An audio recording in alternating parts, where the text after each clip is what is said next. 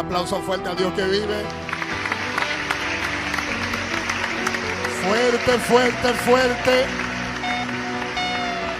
Más fuerte porque es para Dios. Fuerte, fuerte, fuerte, fuerte.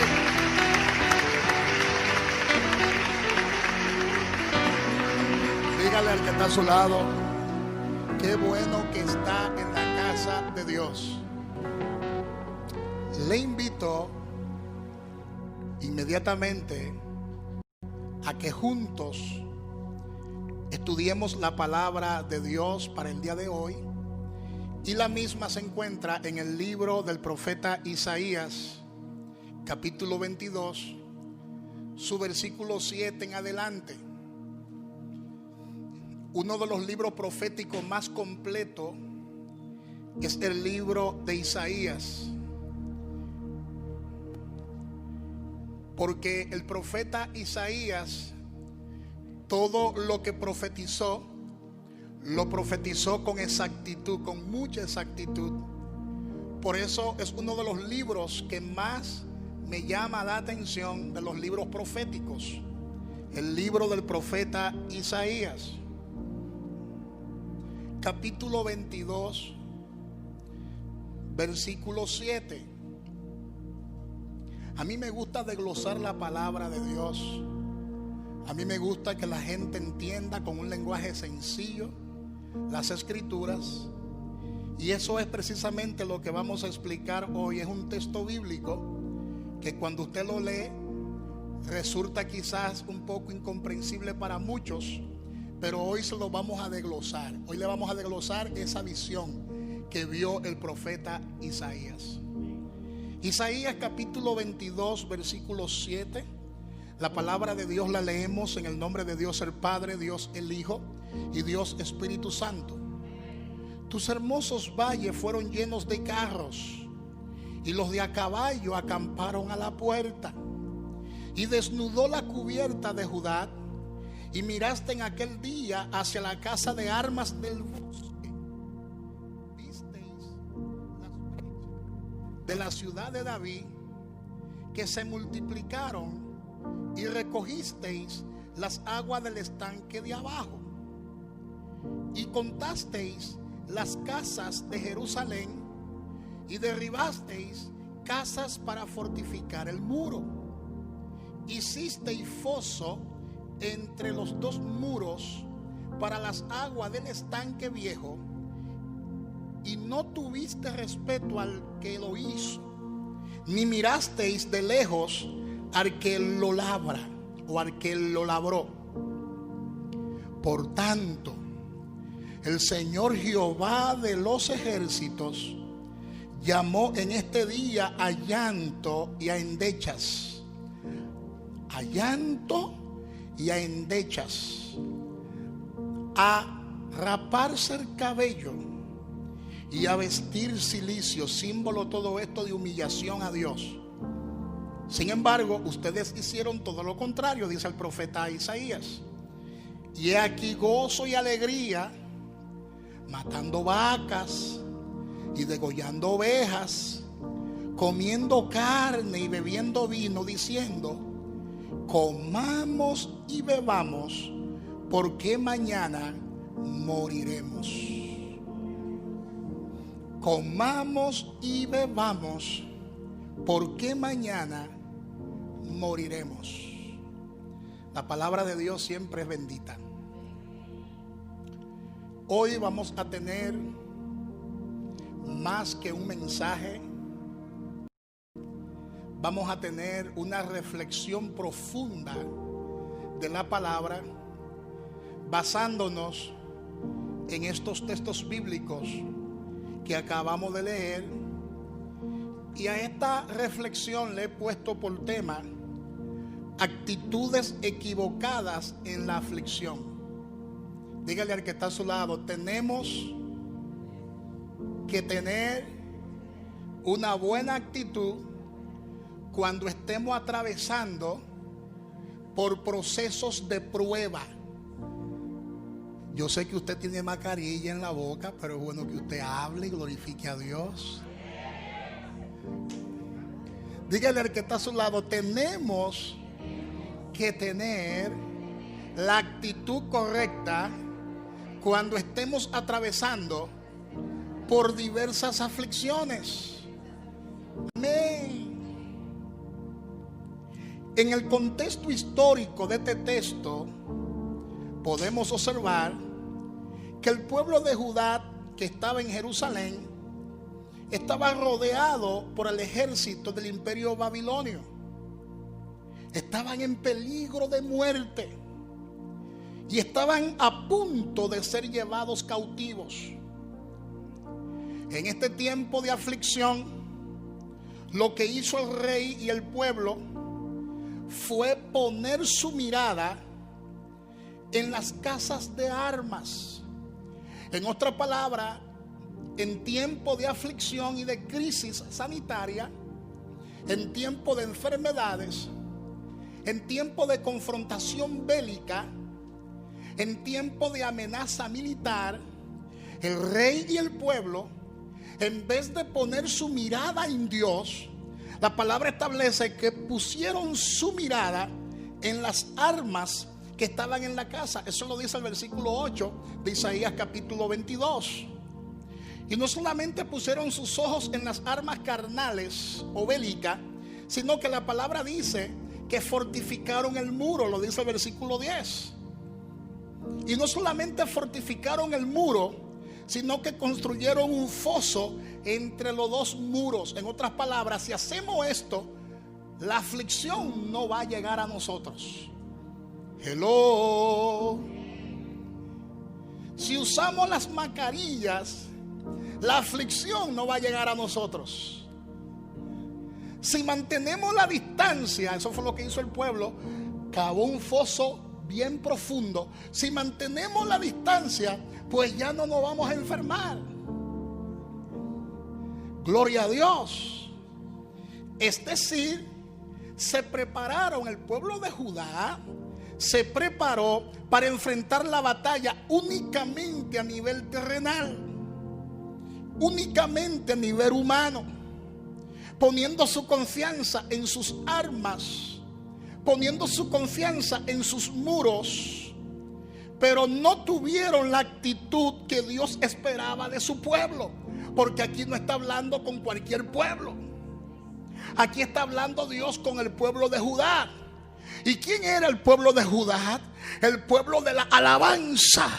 ¿Quién era el pueblo de Judá? El pueblo que mantenía la adoración a Dios. Aquí Dios no está hablando con gente inconversa. Aquí Dios no está hablando con gente impía. Aquí Dios no está hablando con gente que no tiene temor de Dios. Aquí Dios está hablando con el pueblo que lo alaba, con el pueblo que lo adora, con el pueblo que cargaba el tabernáculo de David, que es un tabernáculo de alabanza, que es un tabernáculo de adoración. Está hablando con un pueblo que conoce a Dios. Está hablando con un pueblo que conoce la palabra de Dios.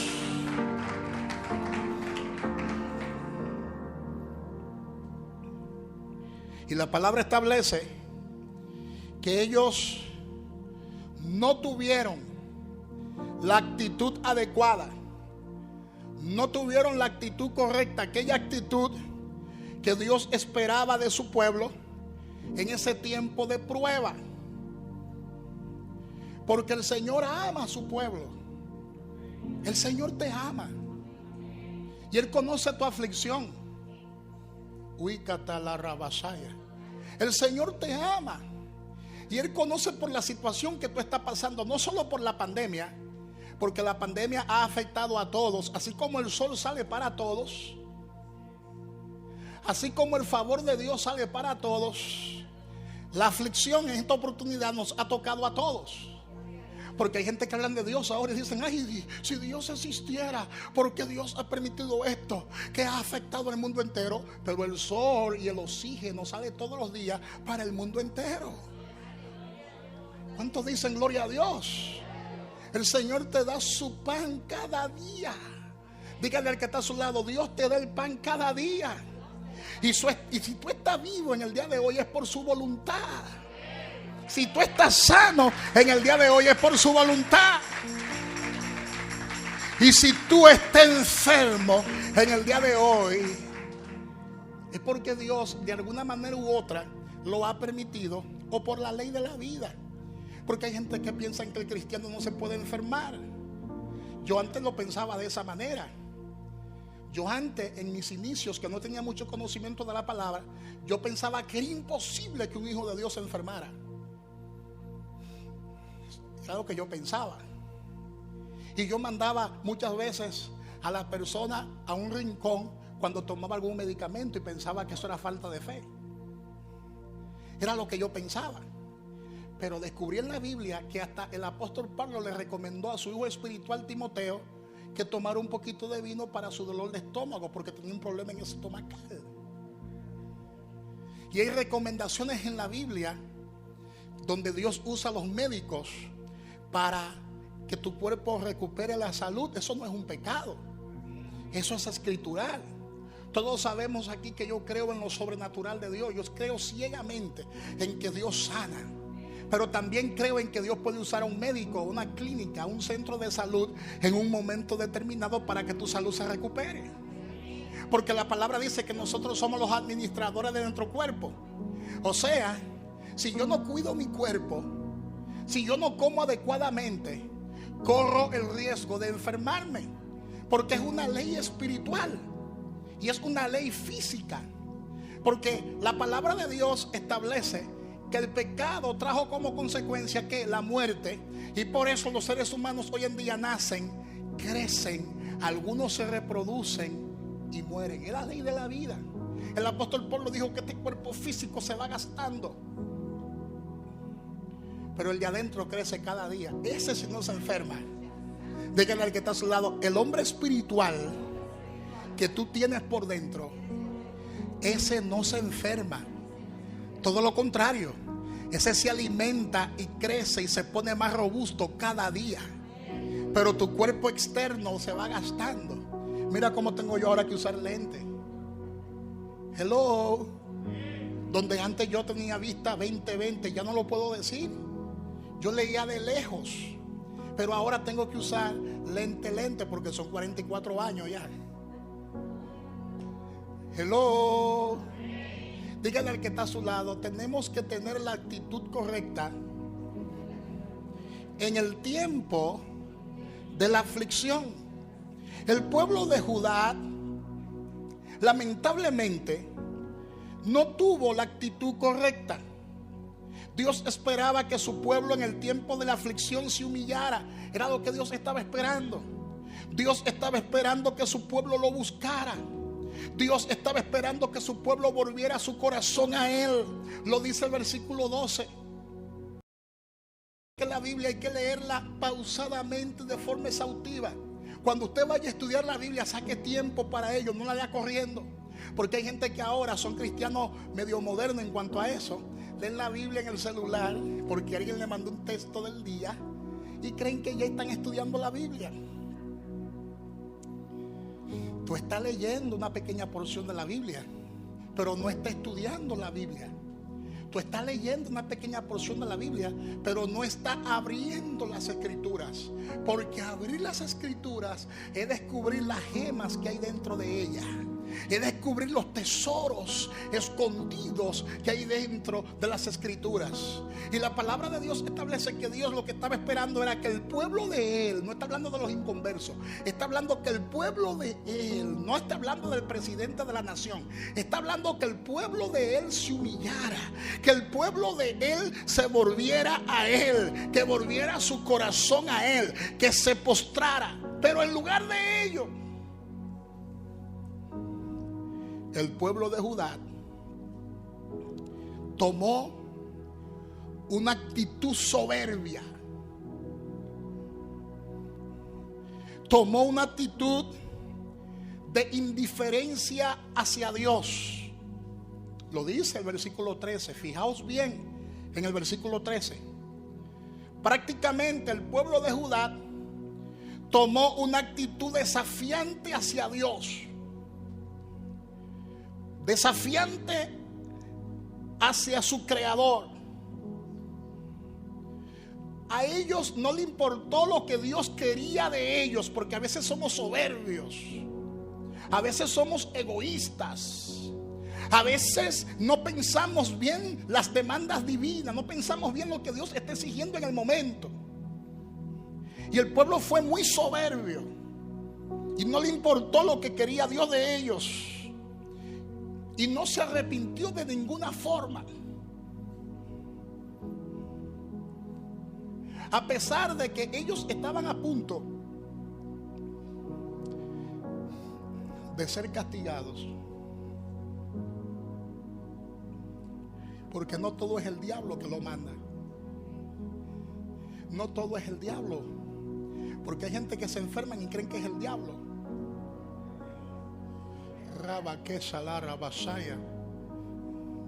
No, eso forma parte de los procesos de la vida, no es el diablo. Tú eres el hijo de Dios, tú eres la hija de Dios, y Satanás nada tiene en ti, pero son los procesos naturales de la vida. Amén, son los procesos naturales de la vida.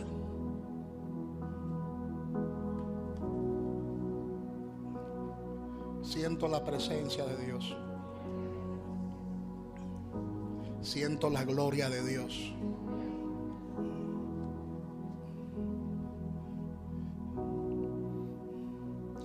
Gloria a Dios. Ellos tomaron una actitud incorrecta. A ellos no le importó lo que Dios estaba pensando de ellos. A pesar de que ellos estaban a punto de ser llevados cautivos. Y esa actitud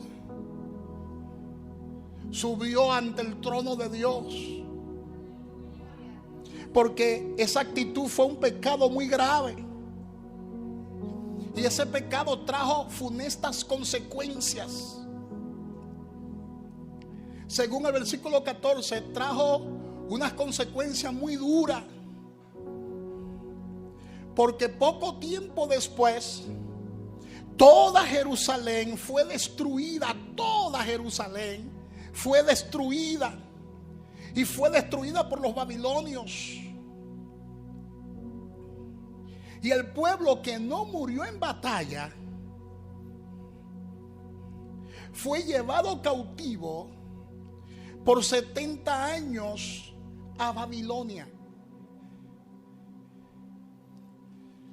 Como diciendo, el pueblo que no murió en el proceso se quedó cautivo o esclavizado por las deudas y por los problemas y por las enfermedades. Fue llevado cautivo por 70 años. Estamos hablando de 70 años. Segunda de Crónicas, capítulo 36, versículos 17 y 21. Y estoy dando esta base bíblica para que usted entienda la magnitud de esa consecuencia. Abra su Biblia conmigo en Segunda de Crónicas, capítulo 36, versículo 17 hasta el 21. La palabra de Dios dice: por lo cual trajo contra ellos al rey de los caldeos, que mató a espada a sus jóvenes en la casa de su santuario. Esos soldados fueron tan sangrientos que se metieron a la casa de adoración y mataron a los jóvenes, sin perdonar a ningún joven ni a ninguna doncella. Los ancianos también fueron muertos. No perdonaron ni a los jóvenes, ni a la doncella, ni ancianos, ni decrépito. Dice que todos los entregó en sus manos. Asimismo, todos los utensilios de la casa de Dios, grandes y chicos, los tesoros de la casa de Jehová y los tesoros de la casa del rey y de sus príncipes, todo lo llevó a Babilonia. Todo, absolutamente todo. Eso fue un desastre. Y quemaron la casa de Dios, y rompieron el muro de Jerusalén, y consumieron a fuego todos sus palacios. y destruyeron todos sus objetos deseables. Los que escaparon de la espada fueron llevados cautivos a Babilonia y fueron siervos de él y de sus hijos hasta que vino el reino de los persas, para que se cumpliese la palabra de Jehová por la boca de Jeremías, hasta que la tierra hubo gozado de reposo, porque todo el tiempo de su asolamiento reposó hasta que los 70 años fueron cumplidos. De todo esto podemos tomar una enseñanza muy importante para nosotros, porque todo lo que se escribió para nuestra enseñanza. Todo lo que se escribió para nuestro ejemplo. Nosotros no podemos estar exentos de estas advertencias. En los tiempos de aflicción, dígale al que está a su lado, en los tiempos de aflicción, las actitudes del pueblo de Dios son la clave para nuestra bendición, o para ser rescatados, o para nuestro castigo y nuestra destrucción. Tu actitud va a decir muchas cosas. Así que dígale al que está a su lado, tu actitud es clave. En tiempo de crisis, tu actitud es clave. En tiempo de enfermedades, la actitud tuya es clave, porque ella puede determinar tu sanidad o tu liberación. Ella puede determinar tu bendición o tu destrucción. Ahora yo quiero que traslademos esa historia y esa enseñanza a lo que nosotros estamos viviendo hoy en día. Hoy en día hay una pandemia. Esta pandemia está afectando grandemente nuestras vidas.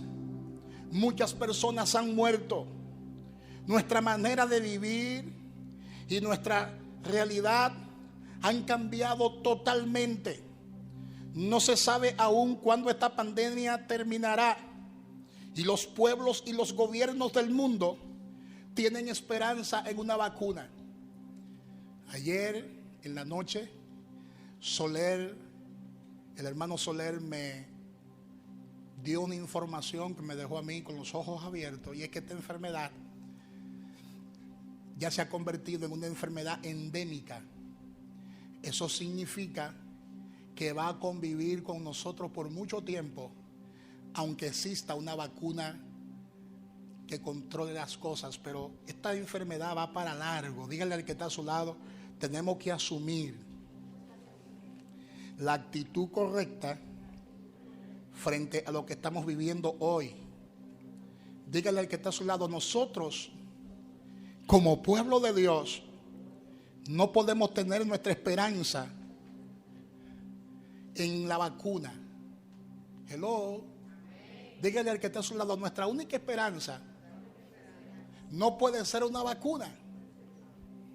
Nuestra única esperanza siempre ha sido Jesucristo. Siempre ha sido Dios. Dígale al que está a su lado, nosotros tenemos un Dios poderoso. Y no solamente Él es poderoso, sino que Él es el todopoderoso. Y yo te hago la siguiente pregunta, iglesia. ¿Acaso Dios no puede parar esta pandemia antes de que aparezca una vacuna?